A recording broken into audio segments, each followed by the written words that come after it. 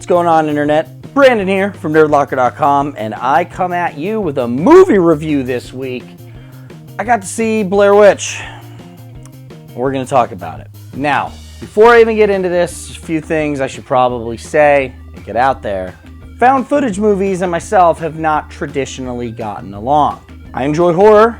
I enjoy horror movies a lot. What I don't enjoy about found footage is it's always shaky and it's never just what I want to see. My thing is I like seeing what I'm afraid of. I want to see Michael slowly walking up to somebody to stab him. I'm okay with, jumpy stuff. That's cool too, but I still enjoy a clear picture of what's trying to murder the person or haunt the person or possess the person. I understand found footage. I understand the allure to it, I guess, but it's just something that I personally have never gotten into. Not to say that there aren't some out there that I really like. Frankenstein's Army, if you've ever seen it, I enjoy. It's kind of funny, but it's pretty fucked up, but it's pretty steady, and it's a pretty interesting concept. I also kind of like the Paranormal Activity movies, but that's more for the continuous story rather than the found footage portion of it, but I digress. This movie takes place, the footage that is found in 2014, and the main character is the little brother of the main character from the first movie. Something gets uploaded to YouTube that was found in the forest. Looks like, his sister and his friend is conveniently filming a documentary for school, and that is what they are choosing to do this documentary on. Now from there, it moves kind of slow.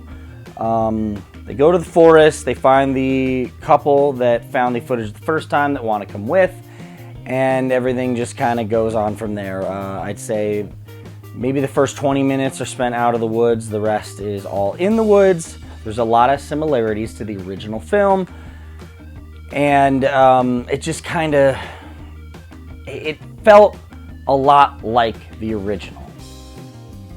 And that was my biggest problem up until the third act. Now, I will say the payoff to this movie is a lot better. It feels a lot better than the first one.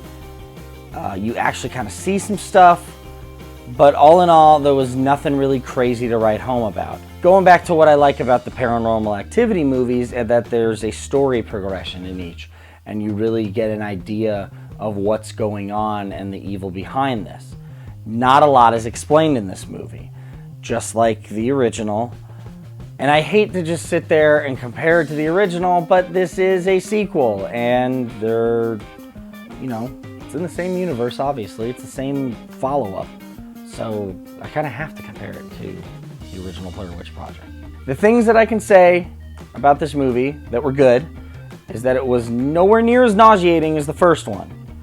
The original movie really was just so jerky. And I understand what that movie did for found footage films, and, like I said, totally to be respected. But they've come a long way. There was a drone that they had in this movie that I thought was going to be utilized a lot more, and it wasn't. I was really expecting something big out of this. They kind of used modern technology, and that's really cool. Like I said, a lot steadier than the original. Also, none of the characters are nearly as annoying as the girl in the first movie. There were some times, I rewatched it before I went and saw this about a week ago, and I remember just sitting there being like, man, she does not shut the hell up. These people are a little more together. The third act was a lot more action-packed. You do kind of see some stuff without giving everything away. So that was cool. I enjoyed that part of it. All in all, though, I'm not going to be rushing back to see this anytime soon. I would have liked more answers or more of a resolution. I'm not looking for anyone to survive. Don't get me wrong, when I see horror movies, I want everyone to die, because that's why I'm watching a horror movie. I don't give a shit if everyone dies. I'm watching a movie to be scared, not feel good.